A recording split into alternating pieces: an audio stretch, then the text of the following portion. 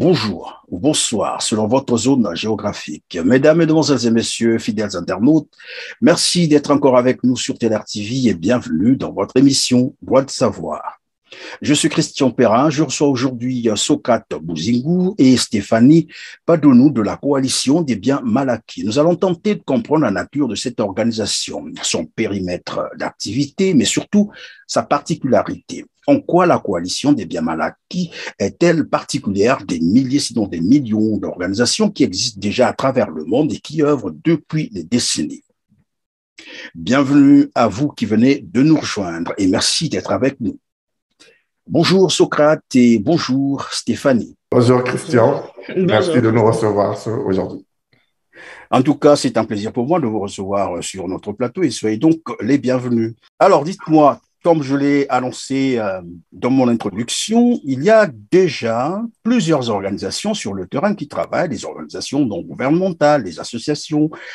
Il y a même, en fait, la justice qui est déjà sur certaines affaires. Pourquoi une autre organisation dénommée la coalition des biens mal acquis? Pour quel intérêt et quelles ont été les motivations? N'importe qui peut prendre la parole dans un premier temps. Ok, donc je vais m'y lancer.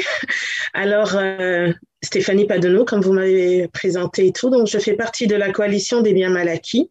Et donc, ce qu'il faut savoir, c'est que cette coalition, en fait, est composée de plusieurs organisations, des organismes, en fait, de différents pays, tels que le Gabon, le Congo, le Tchad, et également, nous avons des ressortissants d'Algérie qui se sont joints, en fait, à CBMA, donc la coalition. Donc pour la petite histoire, en fait, c'est que exactement le 3 juillet 2017, dans le Journal de Montréal, donc ici au Canada, il y a eu un article dans la rubrique Enquête, et cet article avait pour titre La filiale africaine des investisseurs controversés dans l'immobilier au Québec.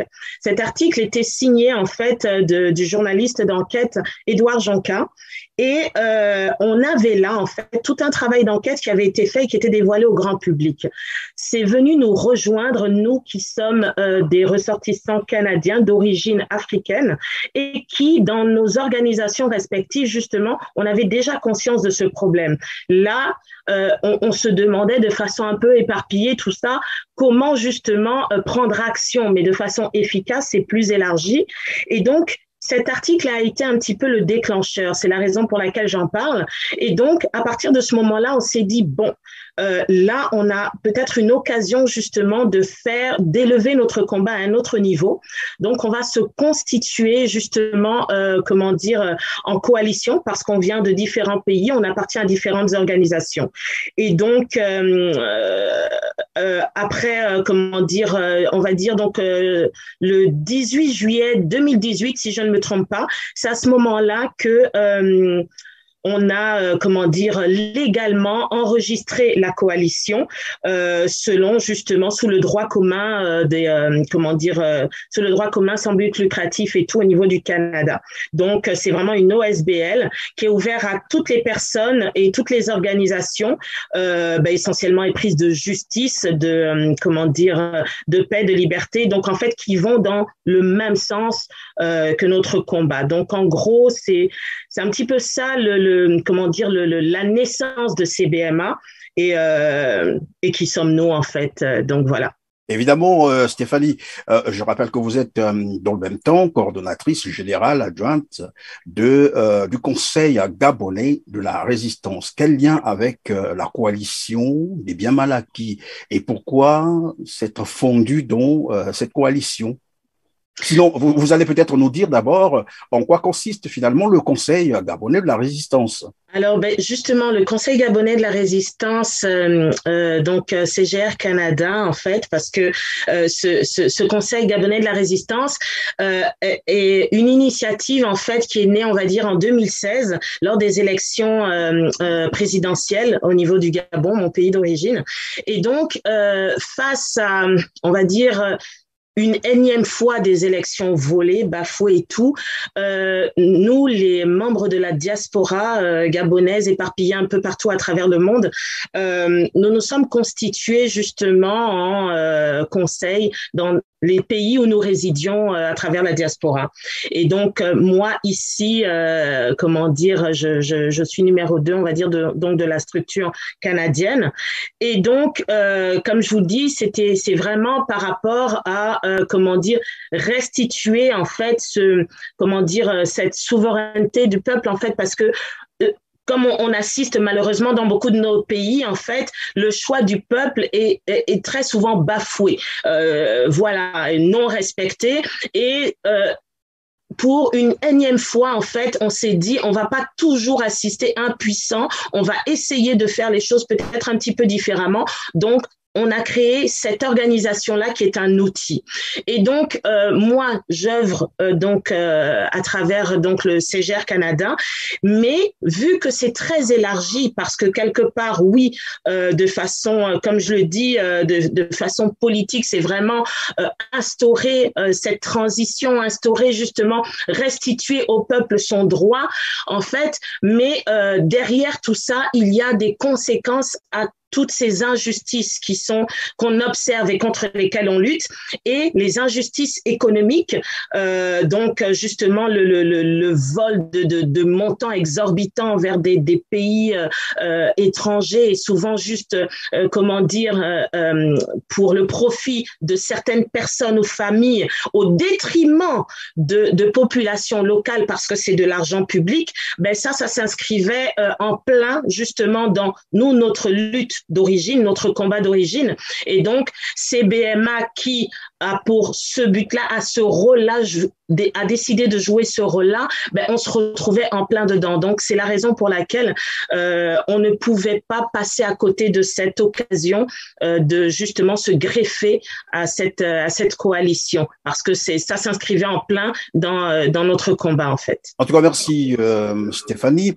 Alors, Socrate, vous existez donc, si j'ai bien compris, il y a 3 ans de cela. Vous parlez de juillet 2018, nous sommes en 2021, en novembre d'ailleurs. Est-ce qu'on peut parler des succès, mais aussi des échecs déjà? Merci une fois de plus de nous recevoir dans votre plateau, qui est une émission très suivie dans les diasporas, dans les communautés africaines et surtout au Congo-Brazzaville. Nous sommes contents en tant que coalition Bien Malaki de venir apporter ici le message de la coalition Bien Malaki. Après le brillant exposé de Stéphanie, je voudrais ajouter quelque chose qui est très important dans la création de CBMA, c'est le côté panafricain. Aujourd'hui, de plus en plus, nous nous rendons compte qu'en Afrique, notamment en Afrique francophone, nous avons les mêmes problèmes. L'Afrique francophone est devenue aujourd'hui le cœur dur de la dictature sanguinaire à travers le monde. Et donc, y aller tout seul, dans son coin, on obtient des résultats, mais l'union faisant la force, nous nous sommes mis ensemble. Donc, c'est un premier succès pour répondre à votre question. Parce que c'est pas facile entre nous de nous retrouver pour mener un combat ensemble. On a obtenu un premier succès en nous mettant ensemble à la suite de l'article de Hugo Jonca. Le deuxième succès, ou parmi les succès, nous rencontrons le gouvernement canadien. Nous avons déjà rencontré la ministre des Affaires étrangères du gouvernement canadien à l'époque.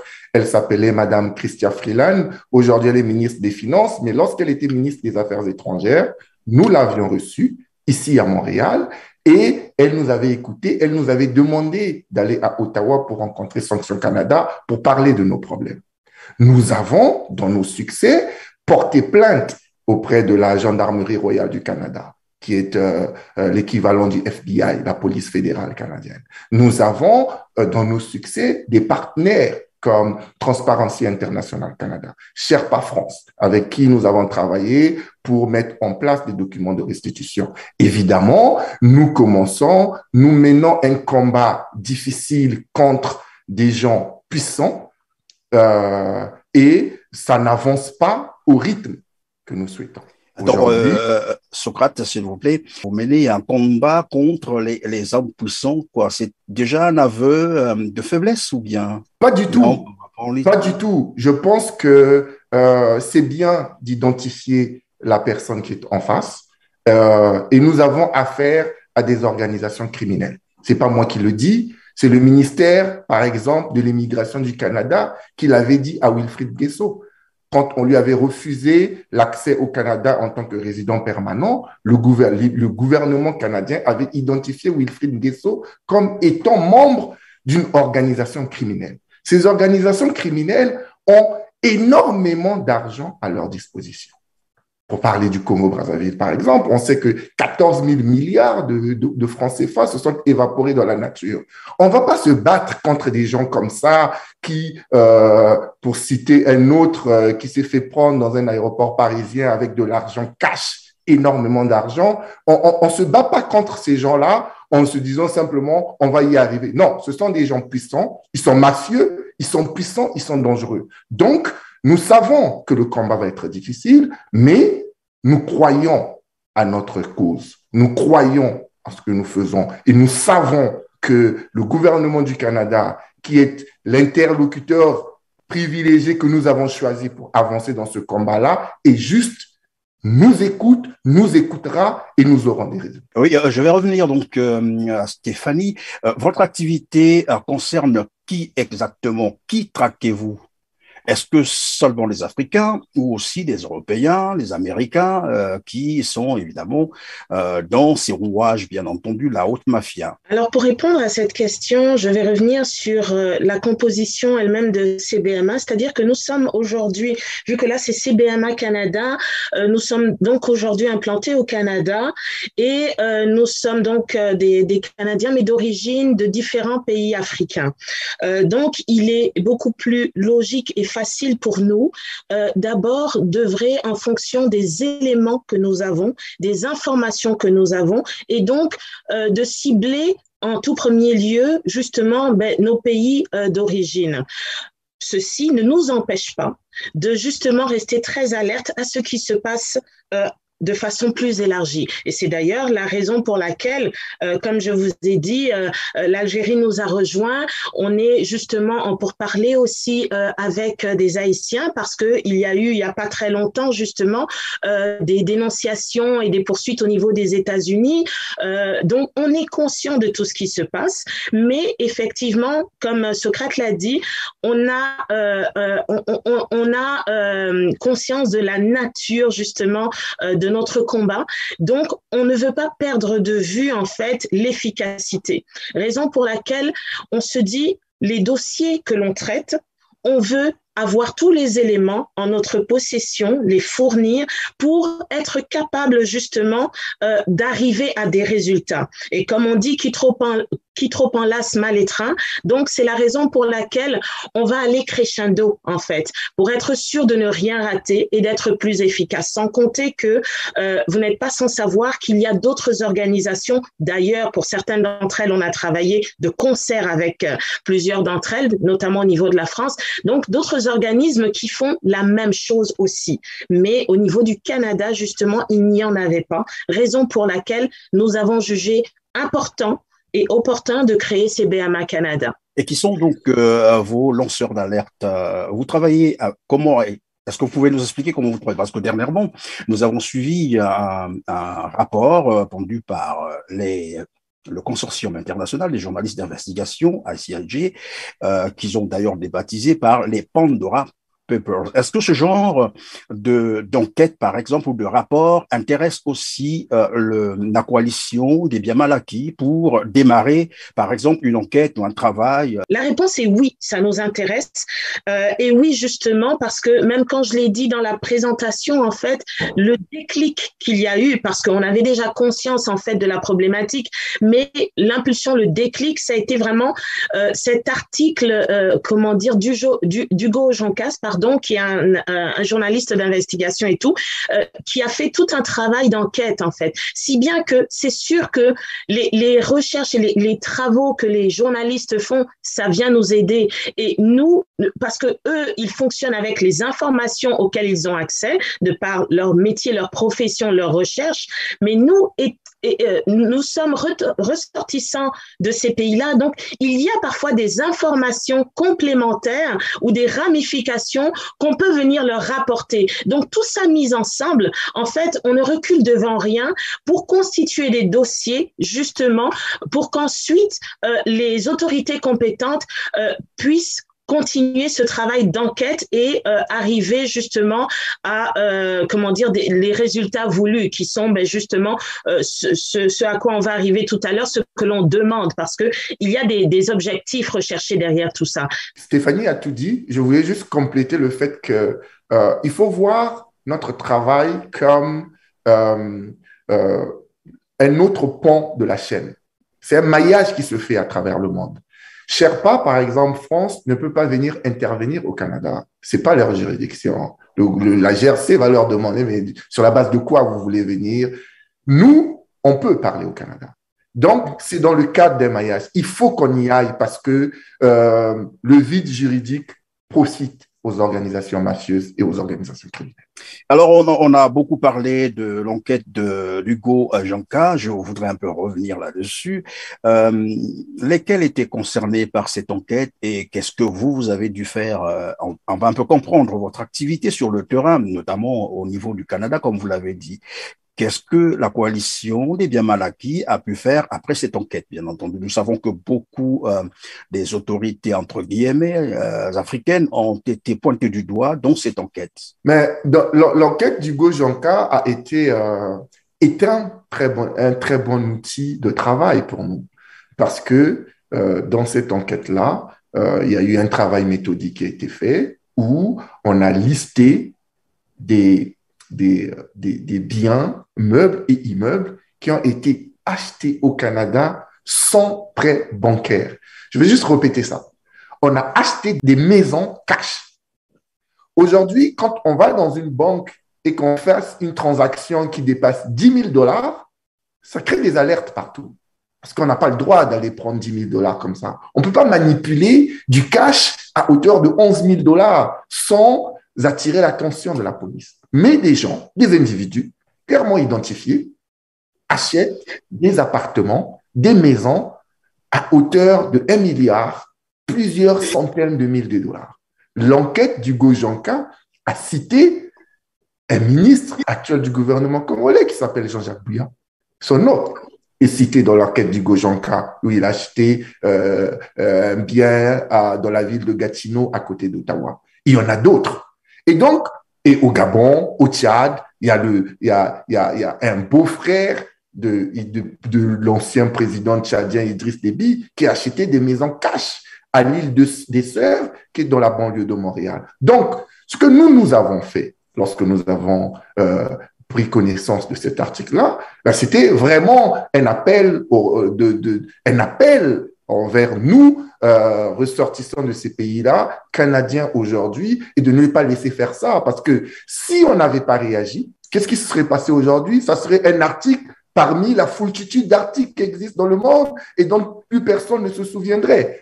Nous avons pris cet article-là, nous avons créé la coalition Bien Mal Acquis, nous avons rédigé une plainte, donc pour répondre précisément à la question, nous avons rédigé une plainte que nous avons transmise à la GRC, à la Gendarmerie royale du Canada. Dans cette plainte-là, nous avons eu le Conseil de transparence internationale Canada. Lorsque la plainte a été transmise, on nous a mis, nous, Coalition Bien Mal Acquis, en contact avec Sherpa. Nous avons travaillé de concert avec Sherpa, l'institution de M. William Bourdon, pour contribuer à cette plainte-là. Et à partir de la plainte, nous avons mené d'autres actions auprès du gouvernement canadien, comme, par exemple, vouloir, vu qu'au Canada, il y a une loi, la loi Magnitsky, qui permet de dénoncer des gens qui font des crimes économiques, des crimes de sang et qui violent des droits humains. Nous avons profité donc de la création de Bien Mal Acquis et de l'article du Gojonka pour étoffer une autre plainte auprès du gouvernement canadien, auprès de Sanctions Canada, pour qu'on puisse appliquer la loi de Magnifique auprès de ces gens-là qui viennent impunément acheter des maisons ici sans hypothèque. Donc, c'est ça. C'est quand même curieux. Je sais qu'il y a une loi qui existe aux États-Unis, la loi Dodd-Frank, qui surveille un peu les transactions financières. Et comme vous l'avez dit d'ailleurs, un simple citoyen comme moi, je peux pas me balader avec un montant donné, mais ici, apprendre qu'on peut acheter des biens immobiliers cash en plus, sans prêt bancaire. On se pose la question de savoir comment cela est possible au niveau du Canada. Et ma question est de savoir, quand il y a un corrompu, c'est qu'il y a un corrupteur. Alors là, c'est vrai qu'on peut traquer ces criminels économiques, comme vous l'avez su le nommer, qui sont généralement des Africains, sinon les autorités africaines, hein, ceux qui sont à la tête de nos pays en Afrique. Mais au niveau du Canada, ceux qui reçoivent, comme je l'ai dit, quand il y a un corrompu, il y a un corrupteur. Et les corrompus, eux, est-ce que vous vous en occupez aussi? Justement, pour répondre à cette question-là, c'est un très bon point parce que ça nous amène en fait à nos objectifs. Qu'est-ce que nous voulons, CBMA? Pourquoi nous faisons tout ça? C'est-à-dire que c'est sûr que l'objectif suprême, c'est d'éviter en fait ce vol, on va dire, parce que c'est du vol, c'est du vol, des détournements d'argent public. L'objectif suprême, c'est que ça s'arrête et que les populations puissent bénéficier de cet argent qui est leur argent. Bref, mais entre-temps, les actions qui sont posées, donc oui, il y a les personnes, les gouvernants, les personnes, de nos pays respectifs que l'on poursuit, que l'on traque. Mais il y a aussi ici la sensibilisation et la volonté de faire changer des lois, de faire établir justement des limites qui, pour l'instant, n'existent pas ou sont très floues. Il y a des zones grises, notamment des prête-noms, toute forme de stratèges qui permettent justement que ces personnes nantis, en fait, qui ont accès à des gros montants d'argent, puissent faire des choses que nous-mêmes, monsieur et madame tout le monde, ne puissions pas faire. Acheter une maison cash, ici, forcément, c'est quasiment impossible pour vous et moi. Par contre, ces personnes-là le font. Qu'est-ce que ça veut dire? Ça veut dire que les institutions financières par lesquelles elles passent se rendent complices. Ça veut dire que certains avocats ou quoi jouent avec la loi, jouent avec les règles et pour permettre ça. Ça veut dire qu'il y a tout un système qui est établi dans lequel ces personnes-là s'engouffrent et qui permet la réalisation de ce genre d'action-là. Et c'est la raison pour laquelle nous, ici, on travaille justement et on veut vraiment travailler de concert, en fait, avec les autorités canadiennes pour éviter ça. Parce que ce qu'on leur dit, c'est que là, ce n'est pas, de la mendicité dans le sens de aidez-nous à régler des problèmes qui se passent chez nous. Pas du tout.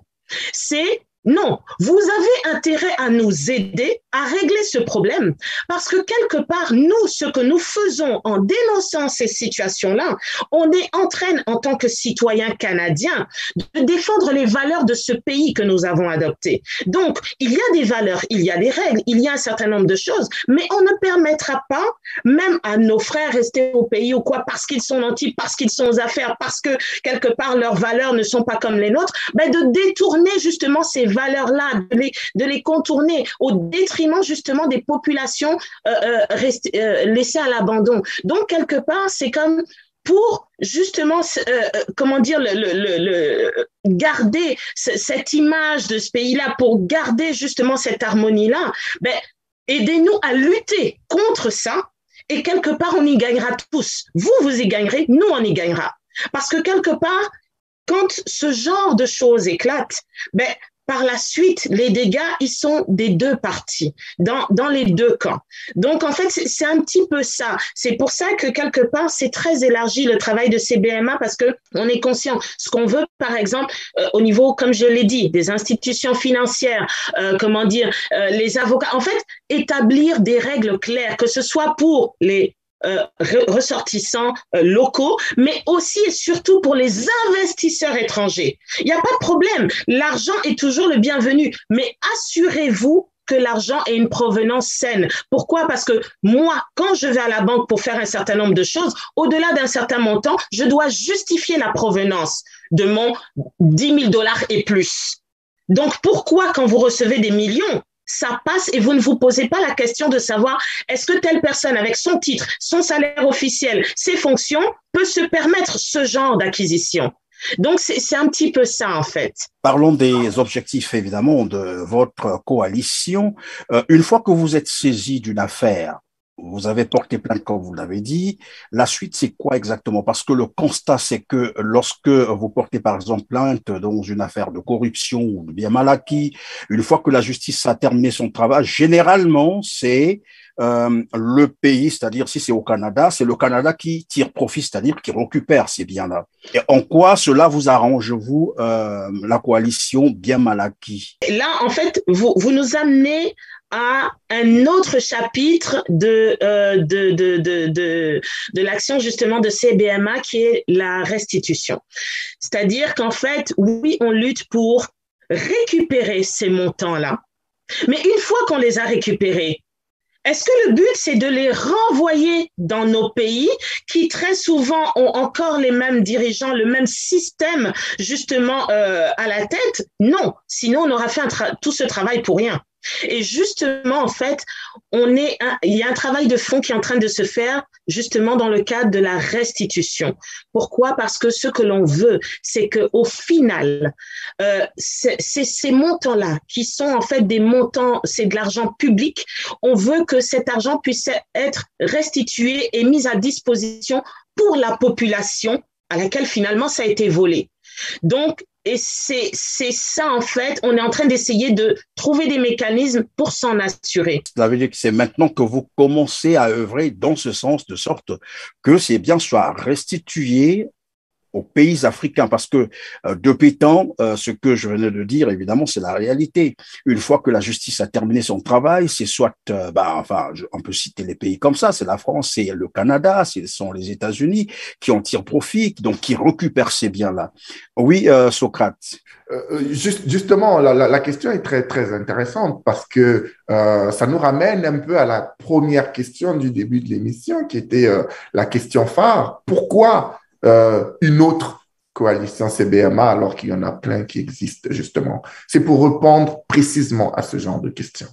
On a parlé de payer cash aujourd'hui. Il y a plusieurs pays, les lois ne sont pas faites pour régler tous les problèmes du monde. Au Canada, ils vont peut-être se dire que c'est pas un problème qui nous concerne, comme disait Stéphanie tout à l'heure. Donc, l'existence des gens comme nous, activistes politiques, défenseurs des droits humains, qui luttent contre les corruptions, c'est de dire à tout le monde, on ne peut pas continuer de faire comme ça. On ne peut pas continuer de laisser faire. Et donc, c'est un processus qui se fait. Et le processus ici, c'est éduquer le contribuable canadien, éduquer le législateur canadien pour qu'il puisse changer la loi, pour qu'il fasse évoluer la loi, pour que la loi soit juste et appliquée à tout le monde. C'est ça le principe. Donc, l'existence de CBMA au Canada nous permet d'apporter ce message auprès des autorités pour dire c'est ce que nous devons faire. Maintenant, c'est un processus. Nous n'avons pas commencé ce processus aujourd'hui. Nous pensons que ce processus doit se faire par étapes. La première étape, c'est d'abord arriver à saisir les biens. Nous n'en sommes pas encore là. Donc, nous sommes en train de travailler. Qu'est-ce que nous utilisons comme outil de travail? Mais on utilise le processus démocratique. C'est quoi le processus démocratique? C'est de parler au gouvernement, c'est de parler aux avocats, c'est de faire nous-mêmes des actions parce que on va pas seulement se contenter de regarder ce que les autres font, on va pas seulement être là à demander de l'aide. Nous voulons pousser les gens à nous écouter. Donc, en tant que CBMA, nous avons nos propres actions que nous souhaitons mettre en place qui va faire en sorte que nous puissions installer, je m'excuse du terme, ce n'est pas un terme guerrier, mais on veut installer un rapport de force au niveau canadien, au niveau internationale pour qu'on puisse prendre ce problème à bras le corps et qu'on puisse vraiment y arriver. Je vais juste finir par dire que pour Mobutu Sese Seko, en RDC, en Suisse, en 2019, la justice avait décidé de restituer les biens de Mobutu Sese Seko à ses héritiers. Vous vous rendez compte? Donc, il faut faire ce travail-là. Il faut convaincre pour arriver à des résultats. Et c'est ce que nous faisons. La justice avait décidé de restituer les biens de Mobutu à ses... voilà.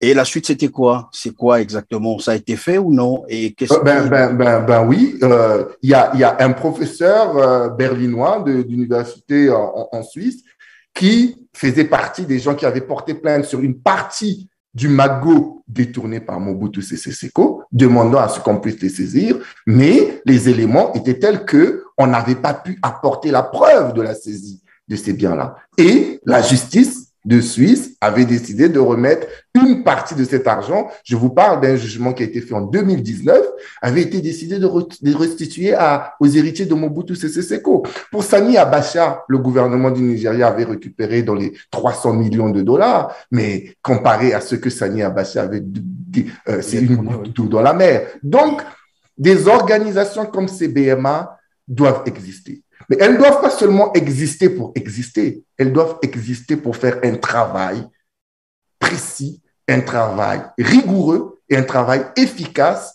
auprès du législateur pour changer la loi. C'est comme ça que nous allons y arriver. Alors, si j'ai bien compris, votre action se limite au niveau du Canada et probablement que demain, il vous sera demandé d'aller au-delà du Canada.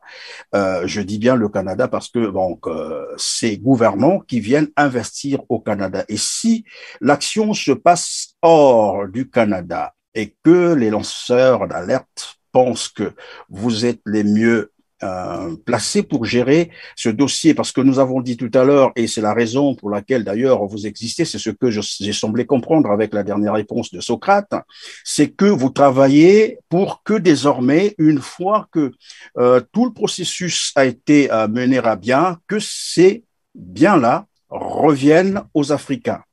Alors si, maintenant nous parlons, puisque vous existez déjà, et que l'affaire est hors du Canada, mais que les gens lancent l'alerte et pensent que votre coalition est la mieux placée pour gérer ce dossier. Comment ça se passe? Alors, nous sommes totalement ouverts à ça. Et pour cause d'ailleurs, sur notre site web, sur notre page web, nous avons instauré justement un processus de récolte d'informations, de dénonciation, même de façon anonyme. Donc, en fait, ça veut dire que nous sommes ouverts justement à récolter toutes ces informations-là. Maintenant, il y a deux façons de faire. Si ça concerne directement le Canada, donc la juridiction que nous maîtrisons et tout, à ce moment-là, nous prenons action. Maintenant, je prends un autre exemple. Si ça ne concerne pas le Canada, je prends un exemple tout simple. Oui, c'est vrai, il y a des organisations et tout, mais il y a à peu près 1 ou 2 ans, si je ne me trompe pas, on a commencé justement à travailler avec des frères, en fait, panafricains au niveau des États-Unis. Pourquoi? Parce que par rapport encore à d'autres dossiers et tout, et là, on essayait de voir, ils étaient en train, on leur avait demandé justement de vérifier les organisations déjà en place qui œuvrent exactement dans le même sens et quels sont leurs champs d'action pour savoir si, par exemple, on devait, oui ou non, ouvrir un CBMA États-Unis. Mais si, par exemple, il y a déjà des organisations en place qui font la même chose, non, pas besoin. Ce qu'on va faire à ce moment-là, c'est, comme on a dit plus tôt, c'est qu'on travaille de concert avec tous ceux qui poursuivent le même objectif. Donc, à ce moment-là, on se rapproche des organisations déjà en place qui font la même chose en disant « Nous avons eu accès à telle information. Vu que nous, notre champ d'action est peut-être limité au Canada, vu que c'est ce que nous maîtrisons le mieux, nous vous transférons ces informations-là et on peut travailler de concert. » C'est notre façon de fonctionner. Donc, je ne sais pas si ça répond à la question, mais en gros, c'est vraiment pour dire on est ouvert à tout ce qui se passe. Et même par la suite, c'est pour ça aussi que je disais un peu plus tôt dans l'émission, on garde l'œil ouvert, en fait, on garde une veille, on va dire quasiment mondiale, parce qu'on est capable de savoir plus ou moins ce qui se passe dans telle ou telle autre région du monde, même si nous ne pouvons pas directement avoir, action là-dessus, mais au moins, même les indications sur qu'est-ce qui existe, qu'est-ce qui se fait, ben nous, ça nous aide aussi dans notre travail. On va être un peu plus pragmatique. J'ai juste envie de savoir les dossiers sur lesquels vous avez roulé votre bosse. Sur quoi avez-vous déjà travaillé et qui a abouti? Sinon, sur quoi vous travaillez maintenant? Quels sont les dossiers qui sont sur votre table? Si c'est pas une indiscrétion, bien entendu. Hein. Si c'est non, alors...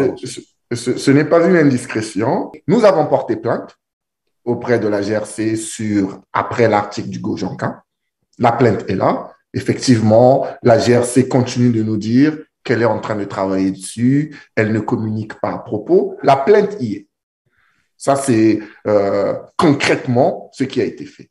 L'autre concret, comme je vous ai dit plus loin, au début de l'émission, nous avons adressé à Sanctions Canada, après avoir rencontré Mme Chrystia Freeland, ministre des Affaires étrangères du Canada, une liste pour que des gens soient mis sur la liste Magnitsky.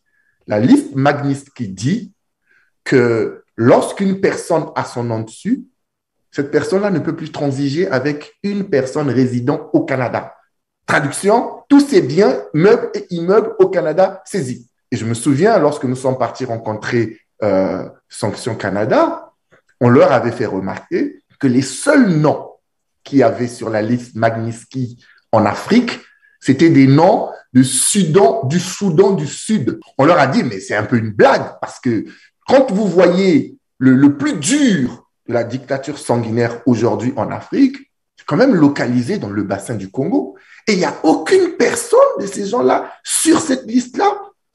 Ils ont dit, ouais, on comprend le point. Donc, il y a aussi une liste qui a été déposée à Sanctions Canada pour Magnitsky. Qui concerne, c'est pas une indiscrétion, qui concerne quel pays, par exemple? Je veux pas entrer dans les noms. Non, mais ça concerne les pays représentés dans la coalition Bien Malaké Canada, à savoir le Gabon, le Congo-Brazzaville, le Tchad et l'Algérie. Des noms ont été identifiés, des gens qui sont dans les crimes économiques, dans les crimes de sang, dans la violation des droits humains. Pour parler du Congo, on parle de ceux qui torturent, les gens qui ont torturé M. Kalakala, ils sont connus. Hein. Et ces gens-là, des gens qui sont dans les crimes financiers au Congo-Brazzaville, ils sont connus. Au Gabon, ils sont connus. Au Gabon, on a tiré à l'arme lourde après l'élection présidentielle de Jean Ping. Ces gens-là sont connus. Donc, des noms ont été cités et des noms ont été déposés. Sanctions Canada nous a répondu qu'il y a le pouvoir discrétionnaire du ministre des Affaires étrangères parce que c'est le ministre des Affaires étrangères. On ne peut rien faire par rapport au pouvoir discrétionnaire. Par contre, vu que nous existons, nous mettons la pression et nous avons des outils, nous mettons en place des éléments, des stratagèmes pour mettre la pression et on a bon espoir qu'un jour nous aurons des résultats. Mais à l'étape d'aujourd'hui, pour donner précisément une réponse à votre question, nous avons posé des actions, nous avons envoyé des noms, nous avons porté plainte, nous continuons de faire le suivi et nous continuons de mettre en place des stratégies pour que personne n'oublie ce qui a été envoyé. Nous leur disons tout le temps que nous sommes là, nous suivons ce que nous avons voulu et nous souhaitons avoir des résultats et des résultats probants, pas du tournage en rond. Alors, si j'ai bien compris, évidemment, c'est dans votre dernière réponse. Finalement, vous ne vous limitez pas seulement au bien mal acquis, mais vous vous intéressez aussi, disons, aux dérives totalitaires, torture, vous avez dit, violation des droits, des libertés. C'est cela? Ça vient ensemble. Oui, en fait, c'est ça. C'est que quelque part, on s'est rendu compte en faisant nos enquêtes et tout que c'est quasiment toujours les mêmes personnes. c'est que l'un vient généralement avec l'autre. C'est souvent les mêmes personnes. C'est-à-dire que, comme je vous l'ai dit, vu que nous sommes déjà dans des organisations à la base par rapport comment dire, à nos pays et tout, donc c'est sûr que dans ce cadre-là, nous avons accès à de l'information sur tout ce qui est torture, tout ce qui est crime et tout, et donc nous savons. Maintenant, quand on va du côté crimes financiers, ben on se rend compte que c'est souvent les mêmes. Et très souvent, ce qui se passe, c'est que les crimes comment dire, de sang ou autre forme de crime ou de pression sur la population, ou comme ce qui s'est passé chez nous le 31 août 2016 au niveau du Gabon, justement au QG du candidat du président Jean Ping qui finalement a gagné les élections et tout, ben, ce genre de coup de force, ben, généralement, les crimes physiques, les crimes de sang sont souvent faits pour masquer, camoufler ou garder justement, maintenir, couvrir les crimes financiers. C'est pour ça qu'on dit qu'il y a un lien direct. Sinon, au niveau de CBMA Canada, l'objectif, c'est vraiment les crimes financiers. Mais il y a ce lien. Et c'est pour ça que qui de mieux placé que nous en tant qu'organisation, justement, on pouvait travailler là-dessus parce qu'on a de l'information. Et nous, ce que l'on fait, c'est que justement, on sert de relais parce que pour les autorités canadiennes ici, ils fonctionnent avec l'information qu'ils ont ou qu'ils peuvent avoir. Mais nous, quelque part, ressortissants de ces pays-là, parfois, on a des ramifications, des compléments d'informations qui leur permettent de faire des liens qu'ils n'auraient pas vus initialement. Donc, c'est un petit peu cette façon de travailler qui est un travail de fourmi, de longue haleine, mais qui donne des résultats. Et c'est vraiment ça. Donc, oui, il y a un lien, même si CBMA ne lutte pas premièrement contre les crimes de sang. Ce sera probablement la dernière question. Vous travaillez, vous avez dit, vous luttez contre donc la possession des biens mal acquis. Vous lancez des procédures, comme vous l'avez dit. Probablement que vous travaillez avec beaucoup d'autres partenaires. Ça aussi, vous l'avez dit. Mais quelque part, Stéphanie me disait, oui, lorsqu'on saisit ces biens, une fois la procédure terminée, on se retrouve avec ces biens qui avaient été mal acquis entre soi. Qu'est-ce qu'on en fait? Est-ce qu'on retourne ça entre les mains de ceux qui ont commis ces actes? Comme quelqu'un qui disait d'ailleurs, on ne règle pas les problèmes avec ceux qui les ont créés.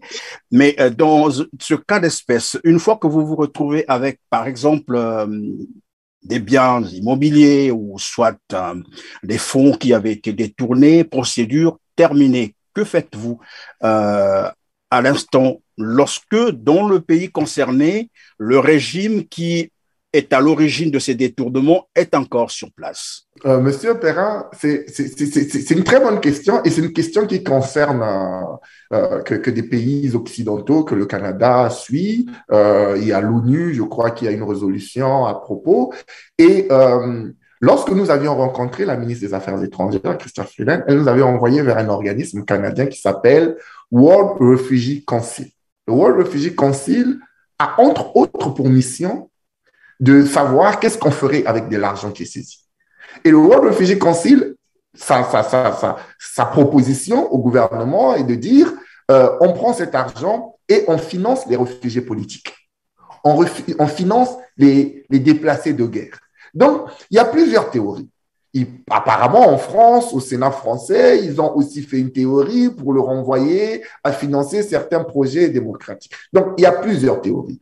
Nous, notre position, c'est vraiment retourner l'argent dans les pays où l'argent a été spolié, mais pas à n'importe quelle condition.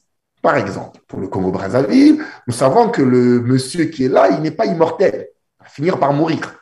S'il meurt, et que son tristement célèbre fils qui a ses noms dans tous les crimes financiers répertoriés dans le monde prenne le pouvoir, si ce monsieur-là prend le pouvoir, si on saisit des biens au Canada, c'est pas parce qu'un individu est mort qu'on va restituer l'argent au même système. Nous ne luttons pas contre un individu. Nous ne luttons pas contre une famille. Nous luttons contre des systèmes. Donc, dans notre livre à nous, de CBMA, on ne restituera qu'à un gouvernement démocratiquement élu, pas élu parce que tu as été nommé ou déclarer vainqueur à une élection, mais parce que tu as la pratique de la démocratie. Oui, mais et le respect des droits humains. Du côté de Stéphanie, alors, vous n'allez remettre qu'à un gouvernement ou un système démocratiquement élu. C'est ce que j'ai entendu. Mais il se trouve qu'en Afrique, il y a des régimes totalitaires qui ont pratiquement fait plus j'allais dire un siècle, peut-être que j'abuse, mais demi-siècle. Alors, vous allez continuer à garder ce magot entre vos mains ou, dans l'autre cas de figure, comme vous l'avez dit, on va injecter cela dans, comment on appelle ça, les organisations qui s'occupent un peu des réfugiés à travers le monde. Mais j'imagine un peu l'argent saisi des dignitaires, par exemple, du parti au pouvoir au Gabon, j'imagine. Cet argent, vous l'avez sur votre table, mais que donc demain matin, probablement, on ne le souhaite pas, et que Ali Bongo se fasse succéder par son frère ou son fils, si l'on a, exactement. Celui-là encore fera pratiquement 20 ans, 30 ans. Vous allez continuer à garder où vous enverrez vers les réfugiés. Mais quels réfugiés, finalement? On ne va pas prendre quand même l'argent des Gabonais pour donner à tous les réfugiés du monde. Justement, en fait, c'est la raison pour laquelle, plus tôt ça a été mentionné, c'est une question tellement importante, tellement cruciale que on n'a pas fini de travailler là-dessus. Et même, on a cité plusieurs exemples, plusieurs pistes de solutions, plusieurs propositions, mais qui ne sont pas toujours viables, dépendamment des endroits, dépendamment des coins, dépendamment des circonstances. Donc, en fait, nous, ce que l'on fait, c'est étudier déjà ce qu'il y a sur la table, essayer de réfléchir à d'autres propositions parce que nous, ce qui incombe, c'est que cet argent-là, oui, serve uniquement, si possible, aux ressortissants des pays auxquels cet argent a été spolié, mais pas n'importe quel ressortissant. Donc, on veut, en fait, c'est-à-dire que cet argent-là, par exemple, on va prendre l'exemple, d'une des recommandations, je pense, de l'ONU et tout, qui disait de restituer, de rétrocéder cet argent sous forme de programme. Nous ne sommes pas contre au niveau du CBAM. Tout ce que nous disons, c'est que à ce moment-là, même si c'est sous forme de dons, de programmes humanitaires ou quoi que ce soit, en notant qu'il y ait des mécanismes de surveillance parce que ça fait beau quand on entend organismes humanitaires, aide par-ci, programme pour les populations, mais il faudrait qu'en bout de ligne, ça serve effectivement aux populations, que ce soit les écoles, les hôpitaux, tout ça et tout, et que ce ne soit pas un autre moyen écran de détourner de l'argent. Et c'est ces mécanismes sur lesquels on travaille, parce que les idées, il y en a, mais hormis les idées, qui sont multiples, c'est les mécanismes de contrôle. C'est pour ça qu'on parle de système. Nous, en fait, comme on dit, on ne lutte pas contre des individus, mais contre un système. Et donc, quelque part, ça ne dérange pas de renvoyer cet argent-là, mais en s'assurant que ça tombe entre les bonnes mains. Et c'est ce qui est le plus difficile. Sinon, des idées, il y en a plusieurs. Donc, si j'ai bien compris, on peut renvoyer donc cet argent entre les mains des associations ou des organisations non gouvernementales qui travaillent dans ces pays qui n'ont rien à voir avec les systèmes installés sur place. En notant que des mécanismes de contrôle, des conditions soient mises pour être sûr que, par exemple, je prends un exemple tout simple, c'est-à-dire que ça peut être restitué, on va dire, par exemple, ici, quand on fait des demandes de subventions ici, pour tout ou n'importe quoi, on dit, par exemple, on vous octroie un 10 millions. Le 10 millions, on ne vous le donne pas comme ça. On vous le donne sous condition, pour un projet bien précis, et on vous donne par tranche et sous vérification à chaque fois. Donc, en fait, quand je parle de mécanismes de contrôle, de surveillance, ben, c'est ça, en fait, c'est de trouver des voies et moyens pour s'assurer qu'en bout de ligne, ça tombe vraiment aux bonnes personnes ou ça serve aux bonnes personnes. Et c'est vraiment ça, en fait. Donc, au niveau de CBMA, non, ça ne dérangerait pas que justement ça passe par des organismes, que ça passe par des projets, que ça passe par... Mais c'est vraiment les mécanismes qui sont importants parce que on ne veut pas effectivement que finalement on dépouille X, comment dire, on récupère l'argent que X a volé et puis finalement de façon détournée on remet ça à X ou aux enfants de X. C'est ce qu'on ne veut pas en fait. Donc et c'est ça la subtilité de la chose. C'est ça. La subtilité de la chose, oui. Excusez-moi, mais il y a un préalable à la restitution. Il y a un préalable à la restitution. Le préalable, c'est gouvernement démocratiquement élu. Ça ne signifie pas on t'a déclaré vainqueur à 2 heures du matin quand le courant était coupé. On parle d'un gouvernement démocratiquement élu, reconnu partout et qui a des pratiques démocratiques. Ça, c'est des choses qu'on peut mesurer. C'est mesurable de savoir. Le Ghana, aujourd'hui, fait un bon travail au niveau de la démocratie. Ben oui, au Ghana, si on saisit des biens de quelqu'un, ben on peut le restituer au Ghana. Donc, il y a des pratiques. En Côte d'Ivoire, il y a eu une élection, mais c'est pas un gouvernement qui fait... Mais évidemment, Socrate, ma question est expresse parce que je vais vous prendre, le Congo comme le Gabon, ce sont les mêmes réalités, ok? Vous avez tout cet argent, par exemple, entre vos mains, que vous avez récupéré. Je sais que c'est des grosses sommes, hein, de toute façon, on le sait. Alors, vous attendez restituer cela entre les mains d'un gouvernement démocratiquement élu, comme vous êtes en train de le dire.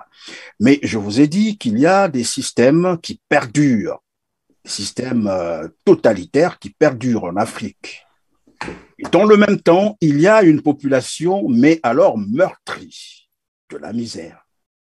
Je ne vais pas citer ici, mais j'ai dit tout à l'heure, le Gabon comme le Congo, ce sont les mêmes réalités. Nous savons comment les populations vivent. Alors, ces populations ont parfois besoin d'aide et parfois par organisation interposée. Est-ce que ce mécanisme ne pouvait pas être étudié pour regarder, au lieu d'attendre 20 ans pour qu'on restitue cet argent à un gouvernement peut-être qui ne viendra pas dans 30 ans, est-ce qu'on ne peut pas regarder dans ce sens comment aider ces populations à travers certaines organisations qui seraient démocratiquement installées? Monsieur Perrin, je vais répondre, je vais me mettre dans ce contexte, dans le contexte du point que vous développez, pour vous dire qu'effectivement, c'est la subtilité aussi des combats que nous menons, nous les activistes politiques, vous dans ce que vous faites.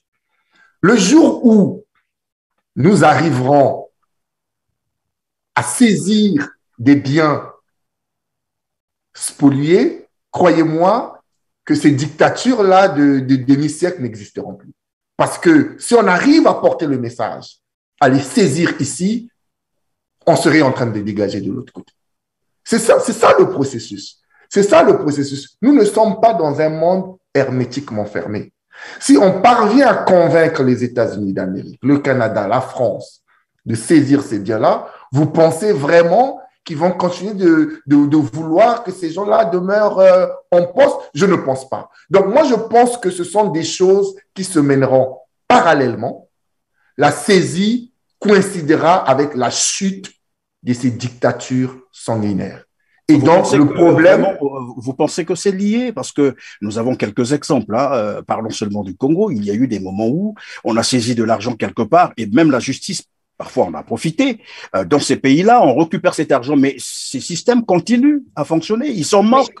Ils disent, prenez, de toute façon, ça fait un petit calme, on peut se reposer. Contentez-vous de cela, mais nous, on continue ici parce que, on a encore des ressources, on peut continuer à voler. Oui, Stéphanie. En même temps, comment dire, ce que Socrate dit, en fait, ce serait comme, il y a un idéal que l'on recherche tous, et donc, vers quoi, vers lequel CBMA va travailler.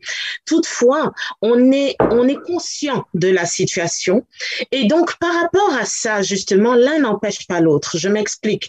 C'est-à-dire que l'idéal, effectivement, serait d'attendre effectivement des gouvernements démocratiquement élus. Mais comme on le sait, il y a quasiment presque des royautés chez nous, donc voilà. Donc, mais ça n'empêche pas de garder espoir. Parallèlement, le point qu'il a soulevé est un très bon point aussi, c'est que le fait justement, de reconnaître ici et peut-être de condamner, c'est vrai que dans certains cas, on a l'impression que c'est des gouttes d'eau dans la mer, mais des organisations comme CBMA sont en train de se multiplier, leurs actions sont en train de se multiplier. Donc, quelque part, ce n'est pas sans écorcher ces dirigeants-là. Ça, c'est de deux. Et de trois, comme je le mentionnais, c'est que pendant ce temps-là que ces dictateurs se maintiennent en poste, il y a des populations qui se meurent. Et donc, pendant ce temps-là, c'est la raison pour laquelle je disais, CBMA n'exclut pas les différentes propositions suggérées jusqu'à présent, dont celle de, peut-être renvoyer sous forme de projet, utiliser des organismes humanitaires ou autres. Par contre, tant que les gouvernements sont en place, ces gouvernements de dictature, on va dire, c'est de trouver les voies et moyens pour que ça serve effectivement. Par exemple, je prends un exemple simple. Pourquoi, par exemple, au lieu de donner de l'argent, si je sais pas moi, j'ai 1 milliard que j'ai récupéré, au lieu de donner ce 1 milliard à un dirigeant même d'association, quoi que ce soit, je dis à ce dirigeant d'un programme ou d'une association, vous avez besoin d'un hôpital, trouvez-moi un terrain, avec les titres fonciers, tout ça, faites les démarches, nous vous construisons l'hôpital. Vous ne dépensez rien parce que c'est votre argent. Donc, nous construisons cet hôpital. Donc, en fait, c'est une autre forme détournée de dire, OK, c'est vrai qu'un hôpital, ce sera plus dur à voler, on va dire, même s'il y a encore des mécanismes que de détourner de l'argent. Vous voyez ce que je veux dire? Parce que cet hôpital créé peut-être dans un village ou quoi que ce soit, on partirait du principe que ça servirait à la population. Donc, en fait, au stade où nous en sommes, nous n'excluons aucune option, mais nous travaillons de concert à être sûrs, à mettre des balises en fait, pour que les options soient viables et qu'au final, ce soit vraiment la population spoliée qui puisse en bénéficier en retour. En tout cas, merci Socrate, merci, je disais Socrate, merci à Stéphanie. Probablement que vous avez une préoccupation, donc la question n'a pas été posée. Vous avez quelques secondes pour conclure, bien sûr, chacun de vous.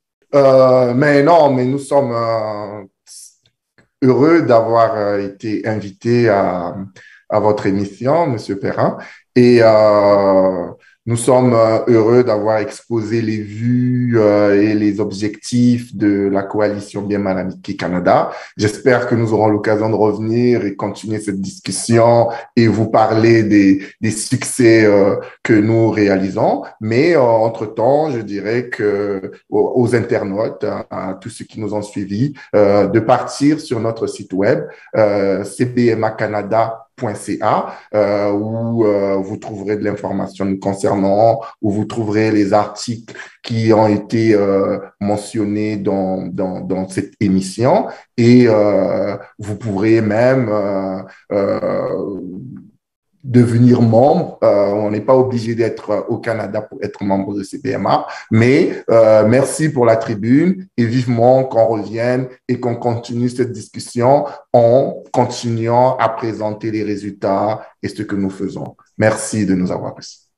C'est moi qui vous remercie. Stéphanie? Pour ma part, Christian Perrin, je vous remercie justement pour l'invitation.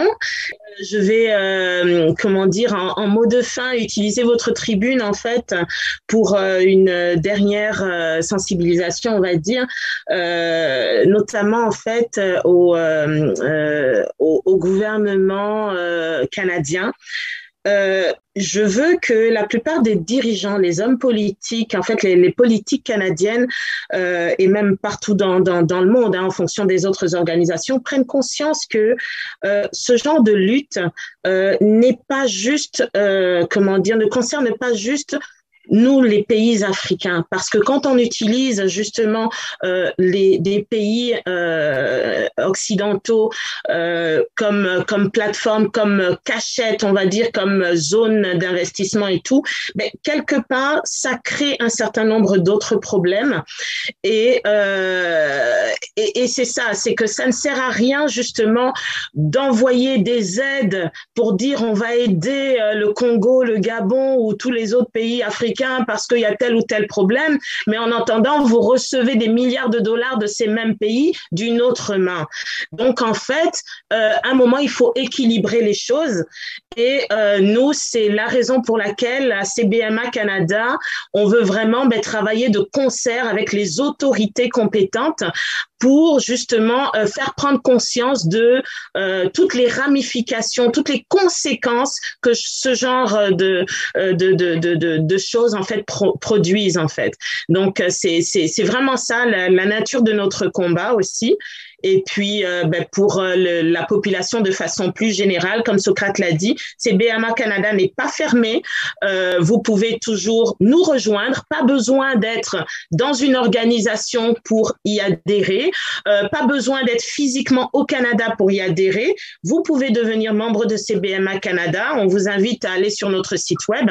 Et pour ceux qui sont peut-être un peu plus craintifs ou préfèrent un peu plus de discrétion, même si vous ne voulez pas devenir membre, mais que quelque part notre cause, notre combat vous touche et que vous avez de l'information, n'hésitez pas à nous la communiquer de façon anonyme via notre site. Merci à vous tous. Voilà, merci. C'est donc la fin de cette émission où j'ai reçu Socrate Bouzingu et Stéphanie Padonou qui sont de la coalition des biens mal acquis.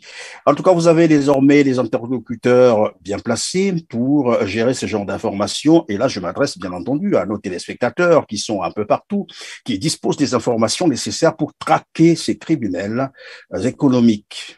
C'est le moment où vous connaissez désormais le site. Vous pouvez vous adresser désormais. Et pour le reste, je vous dis en tout cas merci d'avoir disposé ce temps au détriment, bien sûr, de vos occupations professionnelles. À vous, chers téléspectateurs, bien merci d'avoir été avec nous. Gardez votre contact avec TLR TV et comme d'habitude, n'oubliez pas de liker, n'oubliez pas de partager, mais aussi de vous abonner pour ne rien manquer des programmes TLR TV. On se dit donc à bientôt, mais d'ici là, prenez soin de vous. Merci.